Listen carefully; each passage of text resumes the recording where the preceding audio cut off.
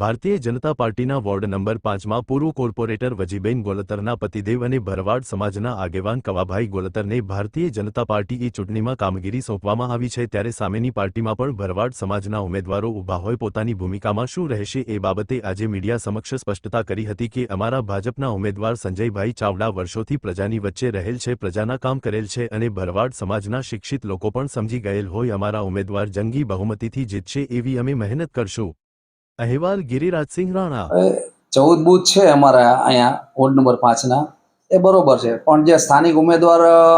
બીજી પાર્ટીના અહીંયા હોય ને અહીંયા રહેતા હોય તો એનો મતલબ એવો નથી થતો કે લોકો એને મત આપી દે એમ। અને અમારો સમાજ અત્યારે ઘણો બધો શિક્ષિત છે, એને સમજણ પણ છે કે કાયમ લોકોની વચ્ચે કોણ રહે છે તો આપણે મત કેને આપવા જોઈએ એમ। પણ એક છે કે ભારતીય જનતા પાર્ટી અને જે બીજી પાર્ટી છે તો બીજી પાર્ટીના લોકોને અગાઉથી કહેવામાં આવેલ છે કે તમને ટિકિટ ફાઇનલ છે તો તમે મહેનત કરો, તો 2-3 મહિનાથી મહેનત કરતા હોય છે, એટલે જે તે સમયે લોકો એને બધા આ પાડી હોય એટલે અત્યારે થોડીક એને લોકોને એવું જગ્યા મળતી હોય છે। પણ જ્યારે મતદાનનો સમય આવે ત્યારે અને જ્યારે ભારતીય જનતા પાર્ટીની ટિકિટ દેવામાં આવે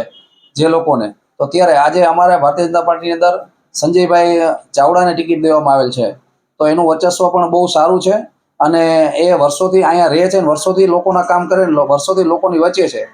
અને અમે પણ મારા વાઇફ કોર્પોરેટર હતા તો 5 વર્ષથી અમે આ વોર્ડની અંદર સતત એવા બધા કામ કર્યા છે, જે હાર્ડ હતા એવા કામ, અને બધા જે બોલ્યા છે એ કામ પૂરા કર્યા છે। એ કંઈ કામ એવું બાકી નથી કે જો લોકો અમને મત ન આપે તો 4 ભારતીય જનતા પાર્ટીના કમળને લોકો મત આપી અને વિજય બનાવશે એવો અમને વિશ્વાસ છે। અને આ લોકો જે સ્થાનિક છે એ લોકોને જાકારો મળશે, એ લોકોને કોઈ સ્વીકારશે નહીં। એ તો જ્યારે ચોમાસામાં દેડકા આવે ને એવી રીતે ચૂંટણી ટાણે આ લોકો આવે છે અને પછી વયા જાય છે, 5 વર્ષ કોઈ દેખાતું નથી।